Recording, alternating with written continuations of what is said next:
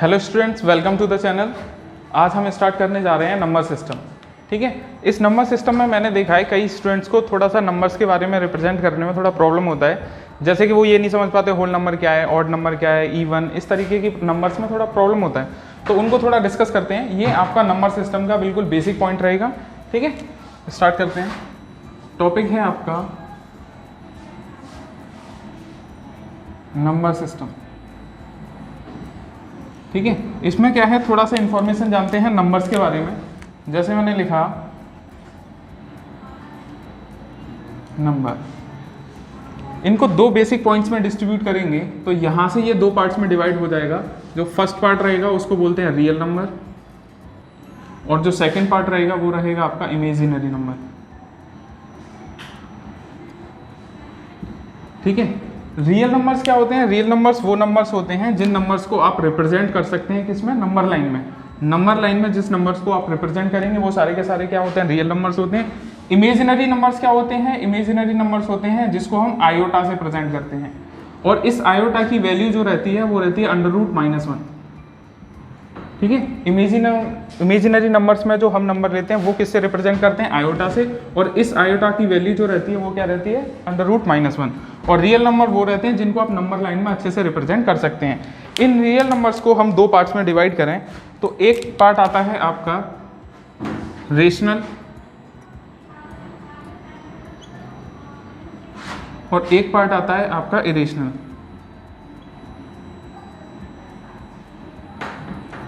Rational numbers क्या होते हैं? रेशनल नंबर्स वो सारे नंबर्स होते हैं जिसको हम p/q के फॉर्मेट में लिख सकते हैं, और इरेशनल नंबर्स आपके वो नंबर्स होते हैं जिनको आप p/q की फॉर्मेट में नहीं लिख सकते। ठीक है, जिन नंबर्स को आप p/q के फॉर्मेट में लिख सकते हैं वो सारे के सारे रेशनल नंबर्स हैं, और जिनको आप p/q के फॉर्मेट में नहीं लिख सकते उन सबको हम कहते हैं इरेशनल नंबर। जैसे कि इरेशनल नंबर के लिए अगर मैं एक एग्जाम्पल दूँ तो एग्जाम्पल में देखोगे √2, पाई, ये सारे के सारे क्या हैं? आपके इरेशनल नंबर्स हैं। अब मैं आगे लेकर के चलूँ तो इस रेशनल नंबर्स को थोड़ा सा और डिस्ट्रीब्यूट करके चलते हैं। जो आपके रेशनल नंबर रहेंगे वो इसी इन्फॉर्मेशन पर डिपेंड करते हैं कि p/q के फॉर्मेट में आप उनको लिख सकते हैं तो इरेशनल नंबर हो गए, नहीं लिख सकते तो इरेशनल हो गए, और लिख सकते हो वो रेशनल नंबर्स हो गए। पहले मैंने बोला कि नंबर्स को दो पार्ट में डिस्ट्रीब्यूट करेंगे। पहला पार्ट है आपका रियल नंबर, और सेकंड पार्ट है आपका इमेजिनरी नंबर। इमेजिनरी नंबर्स में वो जो आयोटा से रिप्रेजेंट किए जाते हैं, और रियल नंबर्स वो जिनको आप नंबर लाइन में प्रेजेंट कर सकते हैं। ठीक है, अब इसमें नंबर लाइन क्या होता है? वैसे मैं आपको छोटा सा बता दूं कि नंबर लाइन ये होता है कि अगर आप इसका फॉर्मेट जो बेस है वो 0 से स्टार्ट होता है। अगर आप लेफ्ट साइड राइट साइड में पढ़ते जाते हैं तो ये प्लस में चलते जाएंगे, +1, +2, +3, और जो इस साइड आओगे तो ये माइनस में रहता जाएगा, -1, -2, -3। इस तरीके का नंबर लाइन है जिसमें आप रिप्रेजेंट करेंगे इन सारे नंबर्स को। ठीक है, अब रियल नंबर्स को भी मैंने दो कैटेगरी में डिस्ट्रीब्यूट कर दिया। एक तो हो गया रेशनल नंबर और एक हो गया आपका इरेशनल नंबर। रेशनल नंबर क्या होते हैं? p/q के फॉर्मेट में लिख सकते हो। इरेशनल क्या होते हैं? जिनको p/q के फॉर्मेट में नहीं लिख सकते। अब थोड़ा सा आगे बढ़े तो रेशनल नंबर्स को मैं डिस्ट्रीब्यूट करके चलता हूँ कि रेशनल नंबर कितने टाइप से डिस्ट्रीब्यूट होते हैं। ठीक है, तो थोड़ा सा इसको हटाते हैं। अब मैं बात करके चलता हूँ आपके रेशनल नंबर्स की।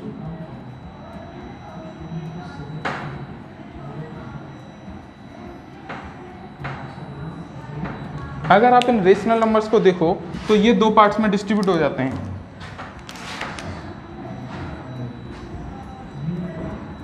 एक बोला जाता है आपका इंटीजर,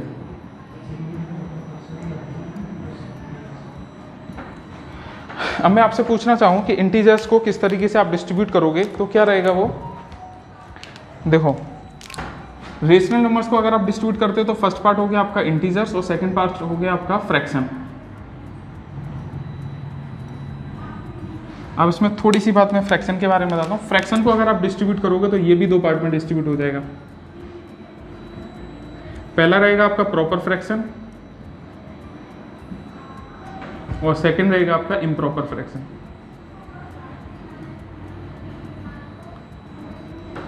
अब प्रॉपर फ्रैक्शंस को भी थोड़ा बता दें क्या प्रॉपर फ्रैक्शंस हैं। जैसे मैंने एक फ्रैक्शन लिखा आपके लिए एग्जांपल में 2/3, ये क्या है? आपकी प्रॉपर फ्रैक्शन है। अगर मैंने फ्रैक्शन लिखा 3/2 तो ये हो गया आपका इम्प्रॉपर फ्रैक्शन। अब इन दोनों में डिफरेंस क्या है? इन दोनों में डिफरेंस ये है कि आप डिनोमिनेटर से अगर न्यूमिनेटर में डिवाइड नहीं कर सकते, अगर आप डिनोमिनेटर का डिवाइड न्यूमिनेटर में कंप्लीटली नहीं कर सकते, वो सारे के सारे क्या कहलाएंगे? प्रॉपर फ्रैक्शन से लाएंगे। और आप इसमें 2 से डिवाइड कर सकते हो ना 3 को, यानी कि डिनोमिनेटर का डिवाइड अगर न्यूमिनेटर में लगा सकते हो, दैट मीन्स वो क्या क्या होते हैं, वो आते हैं आपके इम्प्रॉपर फ्रैक्शंस के अंदर। अगर मैं इन फ्रैक्शंस का एक थर्ड कैटेगरी देखना चाहूँ तो इम्प्रॉपर फ्रैक्शंस की भी एक और ये सेकंड कैटेगरी में निकलता है, इसको बोलते हैं मिक्स्ड फ्रैक्शन।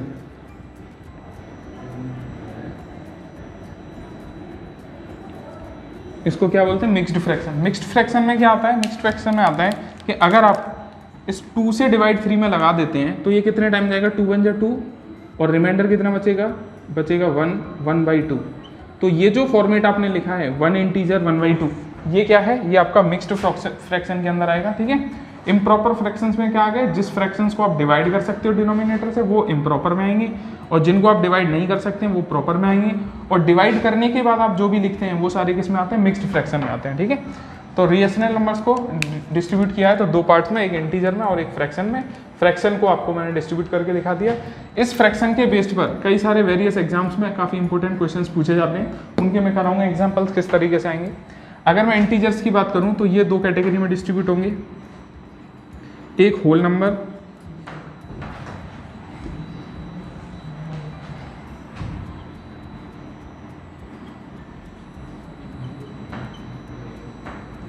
अब होल नंबर्स में अगर आप देखेंगे तो होल नंबर्स में वो सारे नंबर आएंगे जो चाहे इवन हो चाहे वो ऑड हो, चाहे वो इवन नंबर्स हो चाहे वो ऑड नंबर्स हो।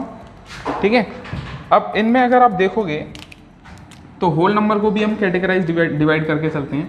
जैसे कि मैंने एक लिया नंबर, एक कैटेगरी है इसकी प्राइम नंबर,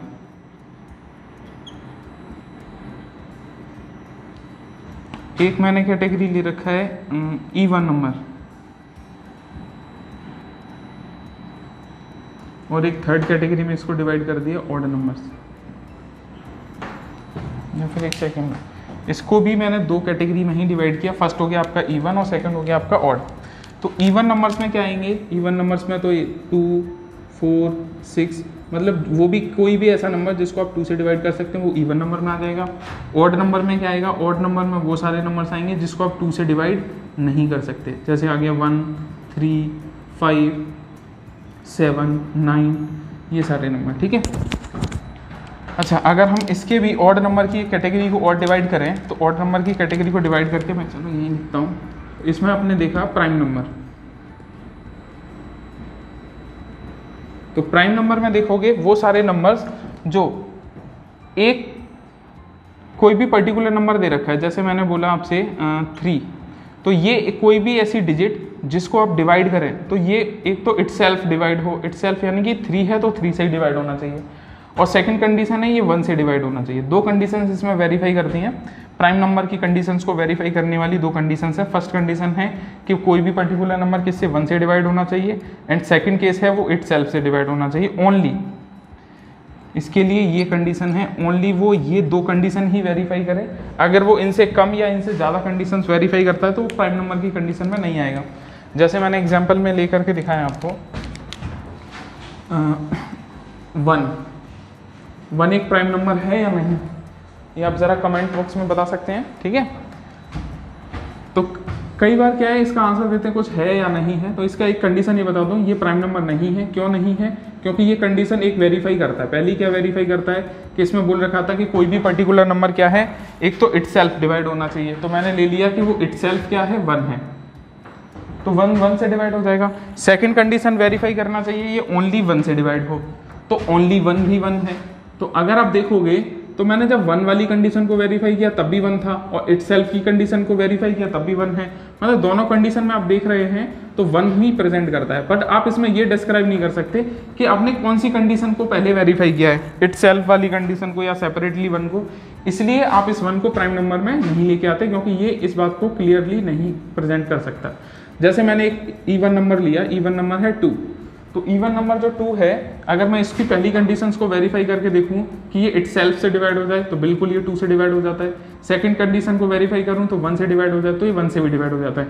दिखने में ये आपका इवन नंबर है, बट ये प्राइम नंबर की कंडीशन को वेरीफाई करता है, इसलिए इस 2 को आप प्राइम नंबर की कंडीशन में डाल सकते हैं। तो इसका एग्जाम्पल अगर आप देखोगे तो सबसे छोटा प्राइम नंबर जो रहता है वो होता है आपका 2, एंड इसके बाद 3 5 7 9 नहीं होगा। 9 क्यों नहीं होगा? 9 दिखने में किसी को लगता है कि शायद हो सकता है प्राइम नंबर, वो इसलिए लगता है क्योंकि हमें ऑड नंबर की कंडीशन को थोड़ा सा वेरीफाई करके चलते हैं। तो 9 को अगर आप देखते हैं तो ये 1 से डिवाइड हो जाएगा, बिल्कुल ठीक है, और ये इट सेल्फ से डिवाइड हो जाएगा, ये भी ठीक है, बट ये 3 से भी डिवाइड हो जाता है, मतलब एक एक्स्ट्रा कंडीशन इसके साथ है, इसलिए ये प्राइम नंबर की कैटेगरी में नहीं आता है, ये ऑड नंबर ही है। तो 2, 3, 5, 7, 11 एक्सेट्रा ये आपके प्राइम नंबर्स हैं। अच्छा, प्राइम नंबर की कंडीशंस को आप थोड़ा सा 1-2 पॉइंट और इसके एक्स्ट्रा याद करके रखें तो ज़्यादा बेस्ट रहेगा। फर्स्ट पॉइंट, जैसे कि आपसे पूछ लेता है एग्जामिनर कि 1 से लेकर 50 तक कितने प्राइम नंबर्स आ जाते हैं, तो पहली बात है ये एक स्मॉल वैल्यू है, तो शायद आप इसको काउंट भी कर सकते हो कितने हैं, बट काउंट करने से अच्छा है कि आप इनको याद करके रखें। तो 1 to 50 15 प्राइम नंबर्स आपको मिलेंगे। और सेकंड कंडीशन आपसे पूछ लिया कि 1 से 100 तक कितने प्राइम नंबर्स हो जाते हैं, तो 1 से 100 तक आपको 25 प्राइम नंबर्स मिलते हैं। ठीक है, तो ये सारी वैल्यूज जो है बेसिक कंडीशंस हैं, इनको आपको याद करना ही पड़ेगा। ठीक है, क्योंकि डायरेक्टली एग्जाम पूछ लेता है आपसे इनके बारे में, तो क्या है, अगर ये याद रहेंगे तो बहुत अच्छा है, वहाँ पे लिख के देखोगे तो बहुत आपको प्रॉब्लम हो सकता है। ठीक है, तो पहले मैंने बताया कि नंबर्स को मैंने 2 कैटेगरी में डिवाइड किया। पहला था एक रियल नंबर और दूसरा था इमेजिनरी नंबर। इस रियल नंबर को भी मैंने 2 कैटेगरी में डिवाइड किया, एक रेशनल और एक इरेशनल नंबर। रेशनल नंबर्स क्या होते हैं? वो नंबर्स जिनको आप नंबर लाइन में प्रेजेंट कर सकते हैं। इरेशनल नंबर वो सारे नंबर्स जिनको आयोटा के साथ प्रेजेंट करके चलते हैं। रेशनल नंबर को भी अगर आप डिवाइड करोगे तो 2 कैटेगरी में डिवाइड हो गए, एक इंटीजर्स और सेकेंड हो गया फ्रैक्शन। इंटीजर में अगर आप देखोगे तो इसको मैंने डिवाइड किया था एक होल नंबर की प्रॉपर्टी में। होल नंबर में क्या है, इवन नंबर और ऑड नंबर दोनों आपको मिलेंगे। इवन नंबर में देखोगे आप इसको डिवाइड करेंगे तो एक प्राइम नंबर की कैटेगरी मिलती है, एक इवन नंबर की कैटेगरी मिलती है, एक ऑड नंबर की कैटेगरी मिलती है। तो प्राइम नंबर्स में वो सारे नंबर आते हैं जो केवल 1 और इट सेल्फ से डिवाइड हो सकते हैं, ठीक है, ओनली। और इवन नंबर वो सारे नंबर्स होते हैं जो 2 से डिवाइड हो सकते हैं। ऑड नंबर वो सारे नंबर हो सकते हैं जो 2 से डिवाइड नहीं होते हैं, वो सभी आपके ऑड नंबर्स हैं। ठीक है, तो ये आपका छोटा सा बेसिक इन्फॉर्मेशन था नंबर्स के बारे में। अगर आप थोड़ा भी कंफ्यूज होते हो इनको लेकर के तो ये इसके बाद आप कभी भी कंफ्यूज नहीं होंगे। इस वीडियो को आप रिवाइज करके भी देख सकते हैं, अगर आपको कोई पॉइंट समझ में नहीं आए दोबारा से समझ लेना। ठीक है, तो मैं थोड़ा सा इन फ्रैक्शंस के बारे में बताता हूँ कि कई बार एग्जाम आपसे इन फ्रैक्शन के ऊपर ही क्वेश्चन पूछ लेता है। इनके ऊपर, इन फ्रैक्शंस के ऊपर ही कई बार एग्जाम आपसे क्वेश्चन पूछ लेता है। तो मैं ज़रा इनको डिस्कस करता हूँ कि कैसे आप इनको रिसॉल्व कर सकते हो। ठीक है, तो नंबर सिस्टम में ही एक बेसिक इंफॉर्मेशन स्टार्ट करते हैं फ्रैक्शन के बारे में। तो नंबर सिस्टम में डिस्कस करते हैं फ्रैक्शंस को।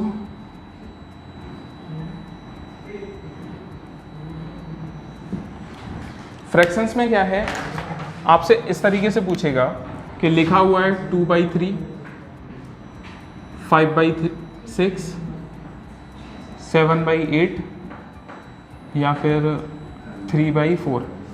आपसे पूछ लेता है which fraction is greater than in this series और which fraction is smaller than in this series. ठीक है, आपसे स्मॉल वैल्यू भी पूछ सकता है और लार्ज वैल्यू भी पूछ सकता है।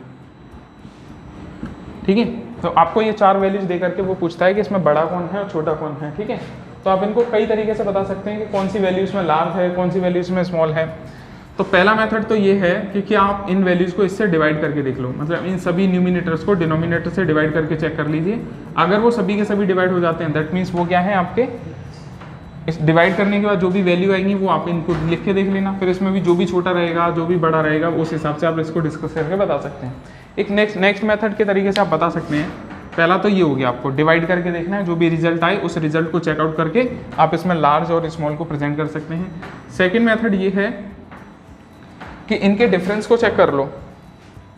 आप इनके डिफरेंसेस को चेक करेंगे, जैसे 2 और 3 में डिफरेंस, न्यूमिनेटर एंड डिनोमिनेटर के डिफरेंसेस को चेक करना है।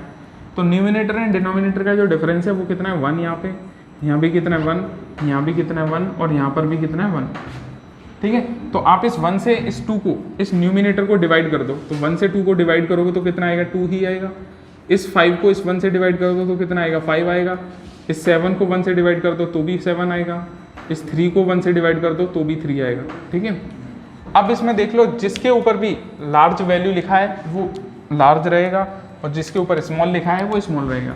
तो लार्ज वैल्यू देखूँ मैं यहाँ पे कितना है 7, तो मेरे हिसाब से ये फ्रैक्शन क्या है, सबसे बड़ी है इस सीरीज में, लार्ज।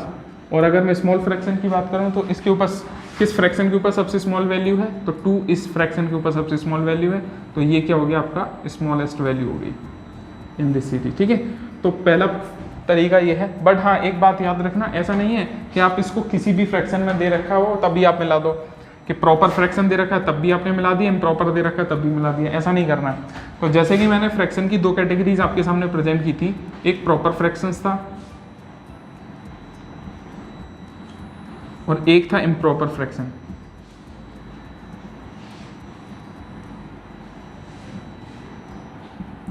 ठीक है, तो मैंने ये बताया था कि प्रॉपर फ्रैक्शंस क्या होते हैं, जैसे मैंने एग्जांपल लेकर के अभी आपको बताया था 2 मिनट पहले कि 2/3 ये प्रॉपर फ्रैक्शन हो गया एंड 3/2 ये आपका इम्प्रॉपर फ्रैक्शन हो गया।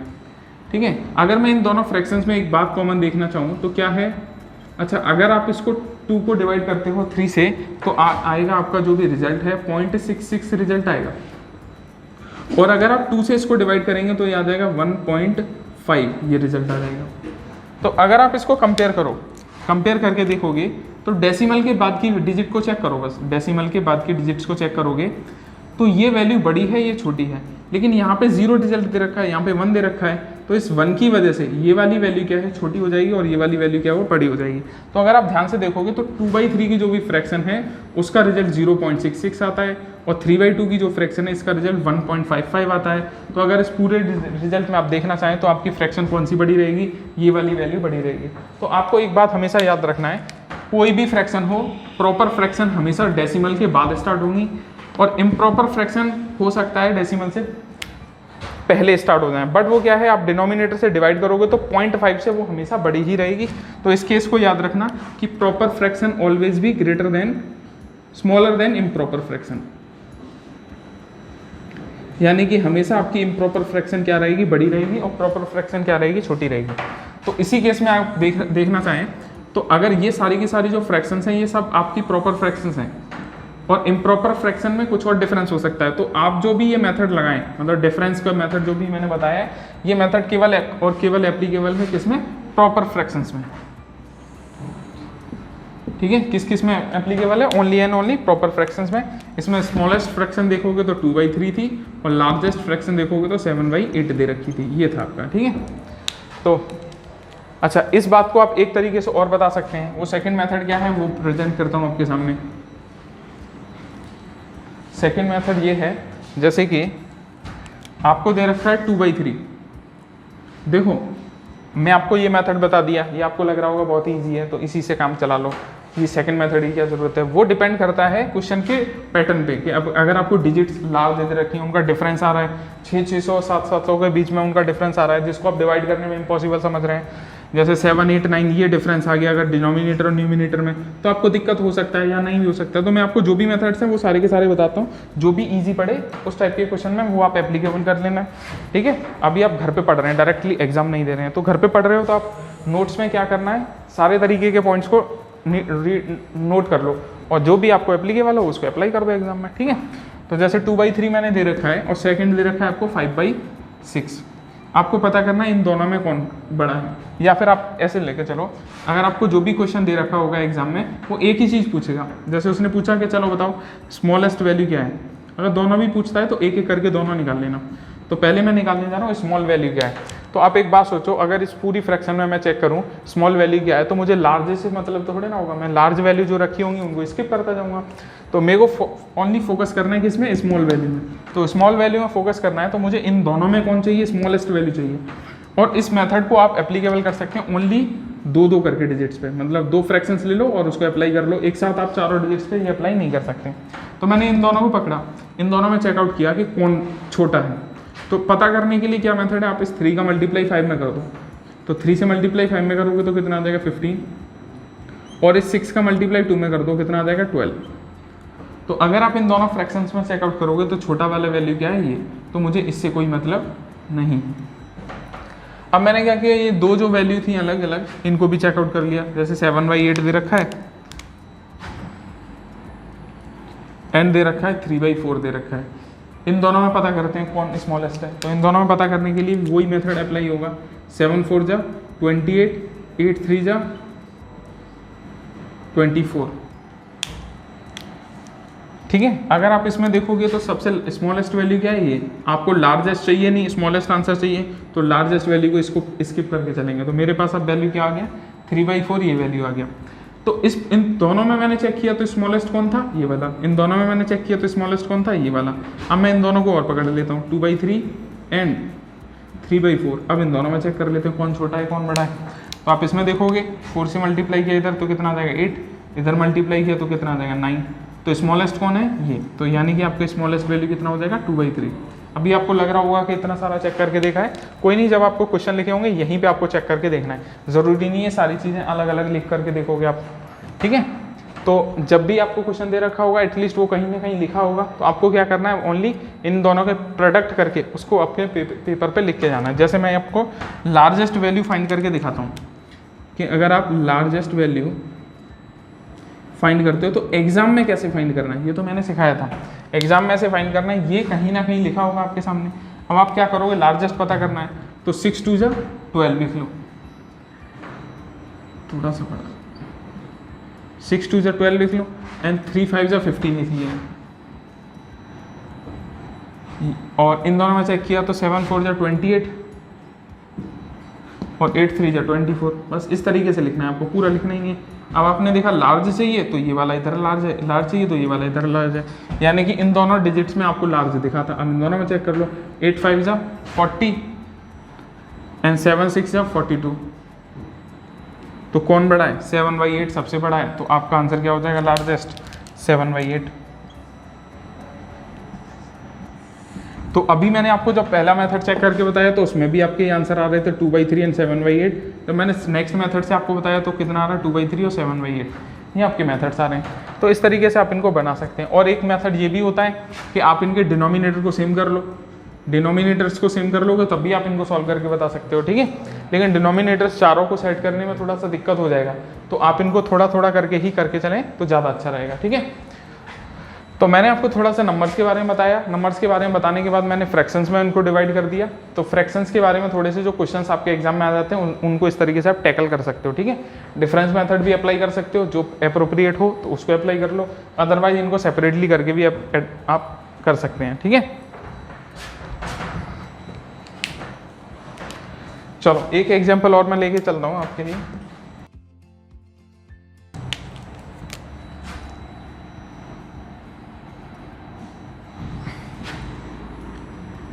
Ten upon 12 13 7 upon 9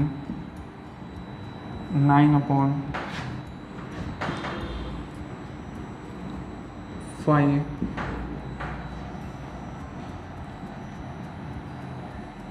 6 upon 7। ये ले।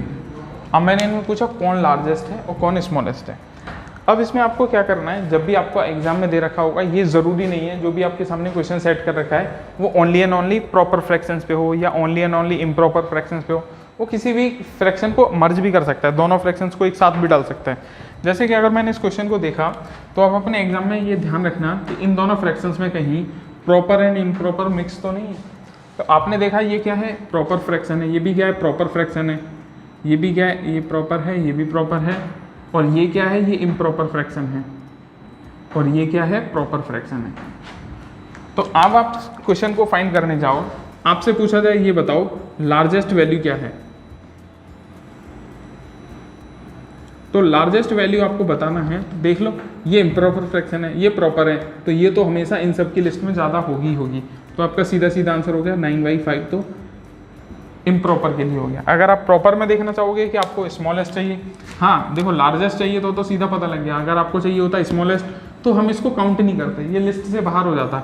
अब चेकआउट करने के लिए मेरे पास ओनली एंड ओनली 3 वैल्यूज़ हैं। इन 3 वैल्यूज से मैं इसका आंसर बता सकता हूँ कि कौन सा स्मॉलेस्ट है कौन सा लार्जेस्ट है। चलो अब मैं अगर इन तीनों में पता करूँ कि कौन लार्जेस्ट है इन तीनों में, तो ये पता करने के लिए आपको क्या करना है, वही अपना चाहे डिफरेंस मेथड लगाओ चाहे क्रॉस मेथड लगाओ, जो भी लगाना है आपको वो लगा सकते हो, जो भी आपको इजी पड़े। इनका डिफरेंस कितना आ गया 3 से 10 को डिवाइड करोगे तो 3.33 आ जाएगा। इनका डिफरेंस कितना आ गया 2 से 7 को डिवाइड करोगे तो 3.5 आ जाएगा। इन दोनों का डिफरेंस कितना है 1 से 6 को डिवाइड करोगे तो 6 आ जाएगा। अब आपको दिख ही रहा होगा स्मॉलेस्ट पूछता है, इन तीनों में आपसे अगर लार्ज पूछता है तो आप इन तीनों में लार्ज बता दो क्या है। इन तीनों में वैल्यू सबसे ज़्यादा किसकी, इसकी, तो 6/7 ये लार्ज फ्रैक्शन हो गया। अगर आपसे पूछा जाता है स्मॉलेस्ट,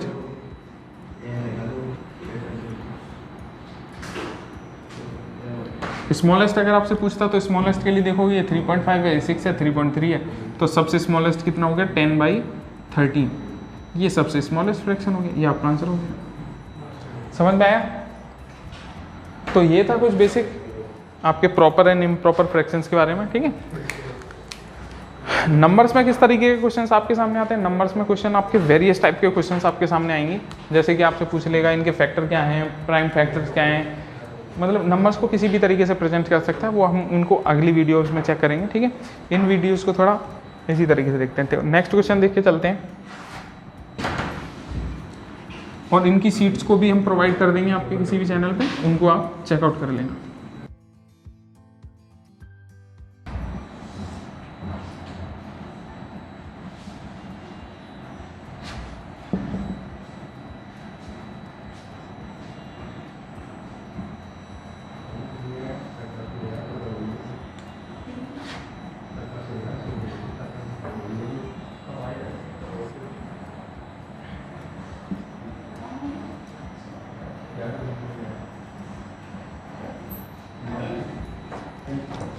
अब इसमें आपसे पूछा जाता है कि स्मॉलेस्ट वैल्यू क्या है और लार्जेस्ट वैल्यू क्या है।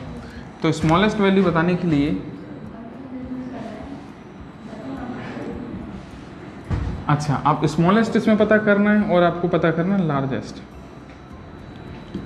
तो अगर आप स्मॉलेस्ट को देखे चलेंगे तो आपको वही चेक करना है प्रॉपर फ्रैक्शंस कौन सी है, इम्प्रॉपर फ्रैक्शंस कौन सी है। तो ये इम्प्रॉपर फ्रैक्शन है, ये भी इम्प्रॉपर फ्रैक्शन है, ये भी इम्प्रॉपर फ्रैक्शन है, और ये आपका प्रॉपर फ्रैक्शन है।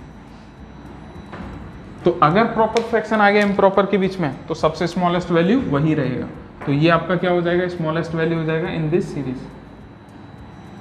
तो आप यहाँ पे सीधा सीधा मार्क कर सकते हैं 24/25। अगर आपको लार्जेस्ट वैल्यू पता करना है तो लार्जेस्ट कभी भी प्रॉपर फ्रैक्शन तो नहीं हो सकता, इम्प्रॉपर की लिस्ट में प्रॉपर फ्रैक्शन कभी भी लार्जेस्ट नहीं हो सकता।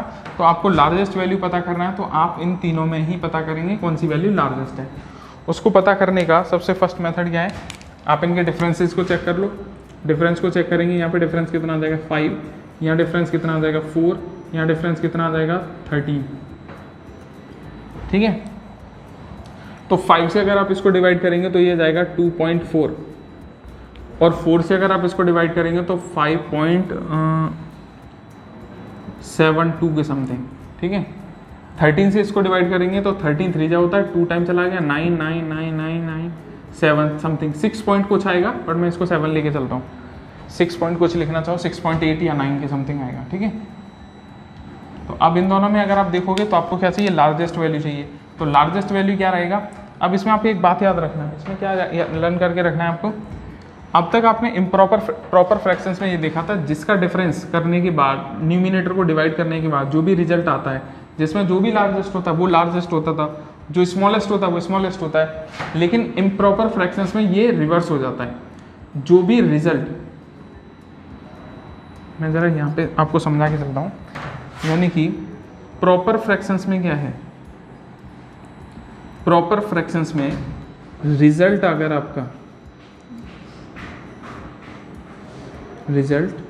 आपका लार्ज होगा, रिजल्ट क्या, रिजल्ट ये डिफरेंस को अगर आप डिवाइड कर रहे हैं, ये रिजल्ट अगर लार्ज रहेगा तो आंसर में अगर आप देखोगे तो ये स्मॉल वैल्यू रहेगा, और अगर आपका रिजल्ट स्मॉल रहेगा तो जो आंसर आएगा वो लार्ज रहेगा। सॉरी मैम, ये आपका इम्प्रॉपर में है। ठीक है, अगर प्रॉपर में देखोगे तो प्रॉपर में ये रिवर्स चलते हैं। जैसे कि प्रॉपर में मैंने निकाला था, रिजल्ट अगर आपका लार्ज है, रिजल्ट अगर लार्ज है तो आंसर आपका लार्ज रहेगा। ठीक है, प्रॉपर फ्रैक्शंस में, प्रॉपर फ्रैक्शंस में अगर रिजल्ट आपका लार्ज है तो आंसर भी लार्ज रहेगा। इम्प्रॉपर फ्रैक्शंस में रिजल्ट आपका लार्ज है तो आंसर स्मॉल रहेगा, और अगर रिजल्ट आपका स्मॉल है तो आंसर लार्ज हो जाएगा। बट प्रॉपर फ्रैक्शंस में रिजल्ट आपका स्मॉल है तो आंसर भी स्मॉल रहेगा। इसका चक्कर ये है, रिजल्ट जैसे कि आ गया आपका स्मॉल आ गया तो ये फ्रैक्शन भी स्मॉल थी, लेकिन इम्प्रॉपर में क्या होता है, रिजल्ट इसमें देखो सबसे स्मॉलेस्ट रिजल्ट इसका है, तो अगर स्मॉलेस्ट रिजल्ट इसका है तो लार्जेस्ट फ्रैक्शन इन तीनों के अंदर, और अब ये तो खैर प्रॉपर है तो इससे बड़ी तो ऑब्वियसली होंगी, तो लार्जेस्ट फ्रैक्शन जो हो जाएगी वो हो जाएगी आपकी 12/7। अगर मैं इन तीनों के अंदर स्मॉलेस्ट फ्रैक्शंस पूछना चाहूँ, स्मॉलेस्ट फ्रैक्शन अगर आप इन तीनों के अंदर देखना चाहोगे तो जो भी लार्ज वैल्यू आया है, ये लार्ज वैल्यू आया है, तो ये सबसे स्मॉल होगा इन तीनों फ्रैक्शंस के अंदर, ठीक है। तो सबसे स्मॉलेस्ट वैल्यू इसमें कितनी हो जाएगी, 23/19 हो जाएगी इन तीनों के अंदर। और अगर पूरी सीरीज में सबसे स्मॉलेस्ट देखोगे तो इम्प्रॉपर, प्रॉपर फ्रैक्शन ही आपकी स्मॉलेस्ट हो जाएगी। अब थोड़ा मैं इसको दोबारा से समझाता हूँ आपको। मैंने ये बोला कि फ्रैक्शंस दे रखा है आपको, फ्रैक्शंस में एक कैटेगरी डिवाइड हो जाएगी आपकी प्रॉपर की और एक कैटेगरी डिवाइड हो जाएगी इम्प्रॉपर की। तो प्रॉपर फ्रैक्शंस में क्या है, अगर आप इन वैल्यूज का न्यूमिनेटर एंड डिनोमिनेटर का डिफरेंस लेकर के न्यूमिनेटर को डिवाइड करके जो भी रिजल्ट आते हैं आपके सामने, उनके हिसाब से इनके आंसर दे सकते हैं। रिजल्ट क्या है, अगर आपका लार्जेस्ट रिजल्ट आया है सब में तो आंसर भी लार्जेस्ट रहेगा, स्मॉलेस्ट रिजल्ट आया है तो आप उसका आंसर भी स्मॉलेस्ट रहेगा। लेकिन इम्प्रॉपर फ्रैक्शंस में क्या हो जाएगा, ये रिवर्स हो जाएगा। रिवर्स इन द सेंस कि अगर आपने डिफरेंस लेकर के न्यूमिनेटर को डिवाइड किया तो रिजल्ट जिसका ज़्यादा आएगा वो वैल्यू क्या रहेगी, स्मॉलेस्ट रहेगी, और रिजल्ट जिसका सबसे कम आएगा उसकी वैल्यू क्या रहेगी, वो ज़्यादा रहेगी। तो ठीक है, और इस पूरे फ्रैक्शंस में देखोगे तो 4 आपके पास वैल्यूज दे रखी थी, जिसमें एक प्रॉपर फ्रैक्शंस की थी।